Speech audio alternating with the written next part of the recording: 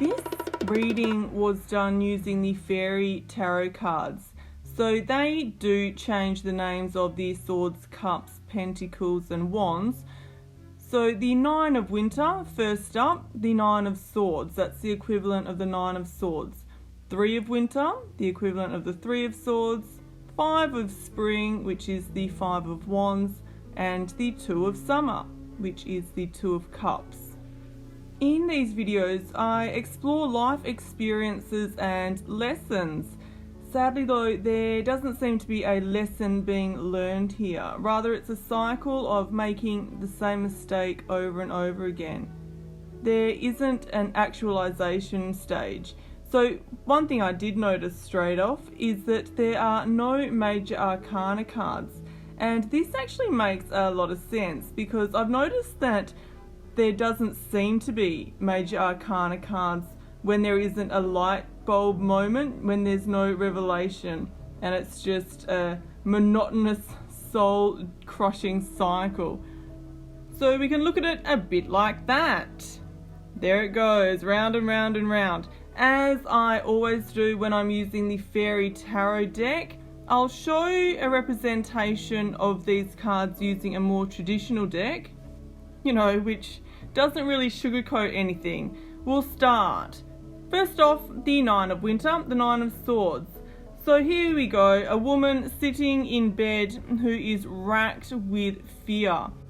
The card represents despair, inescapable pain, and sorrow, also sleeplessness. So the sort of anxiety that keeps you up at night. The card though does ask you to question whether it's really as bad as it feels. So that leads me into the second card, the Three of Swords. And that sort of affirms that yes, these feelings and this sorrow isn't an irrational fear, it isn't paranoia, and that the feelings of despair and sorrow depicted in the Nine of Swords is very much related to a deep hurt. So the Three of Swords is all about, believe it or not, heartbreak, also betrayal, trauma, grief. Those two set the scene pretty well, don't they? So now it's the Five of Wands. Like all the fives, it is a conflict card, and this one in particular is about rivalry and wanting to be heard. So in the picture, it's people fighting, defending themselves, they're prepared for battle and they're thrashing it out. The card encourages you to listen to others and each take your turn to express yourselves, which seems to be precisely what the people involved in this reading have done, because that leads to the final card of the cycle before it all starts again, the Two of Cups. And how enchanting does it look? This card represents a new phase of relating to one another. It is all about affirmation of commitment and a deeper bond, like pledging to one another. Importantly, cups represent emotion. So here we go, emotions take over. Before there were swords, which is the mind, power, intellect, communication, and the wands. We'll take your pick really. I'll probably keep bungling that every time I do use this deck, but it is so pretty, isn't it? Anyhow, the emotions now are what is dominating the situation.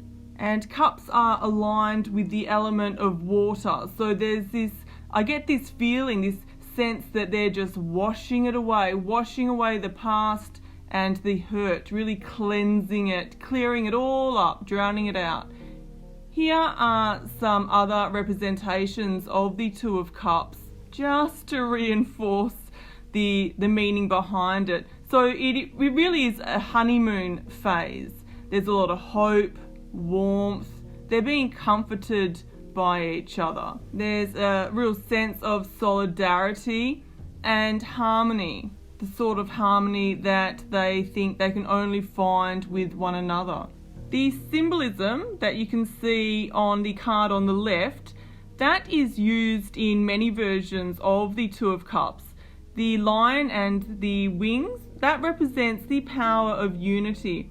And I read that the intertwining snakes represent exchange, so commerce and trade. So isn't that interesting?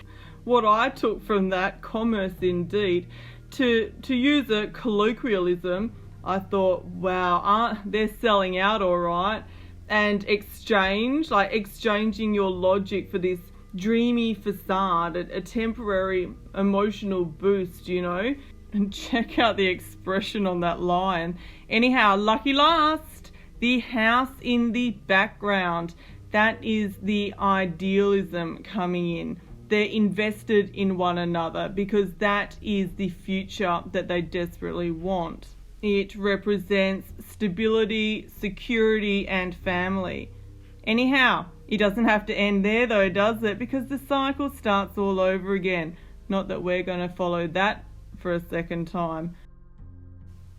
Thanks for watching and bye for now.